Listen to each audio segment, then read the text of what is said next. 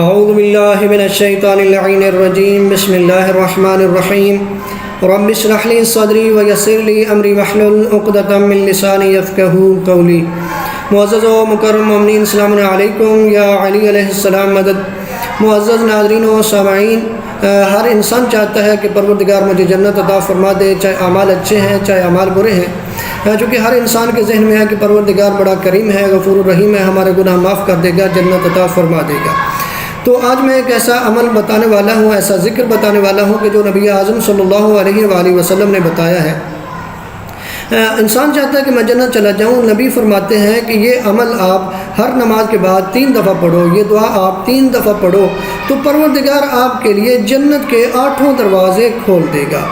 اب اس روایت کی طرف چلتے ہیں، حدیث کی طرف چلتے ہیں۔ حضور اکرم صلی اللہ علیہ وآلہ وسلم نے فرمایا کہ ہر نماز کے بعد اس دعا کو 3 مرتبہ پڑھنے والوں کے لیے اللہ تعالیٰ جنت کے 8 دروازے کھول دے گا۔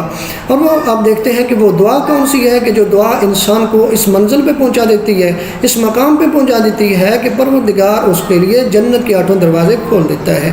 تو وہ دعا جو ہے وہ کچھ یوں ذکر کی گئی ہے، ہر نماز کے بعد 3 دفعہ اس دعا کو پڑھنا ہے، اور وہ دعا یہ ہے: بسم اللہ الرحمن الرحیم، اللہم اہدنی من عندک وافض علی من فضلک وانشر علی من رحمتک وانزل علی من برکاتک۔ یہ دعا ہے جو ہر نماز کے بعد 3 دفعہ پڑھی جائے تو پروردگار عالم انسان کے لیے، یہ دعا پڑھنے والے کے لیے جنت کے 8 دروازے کھول دے گا۔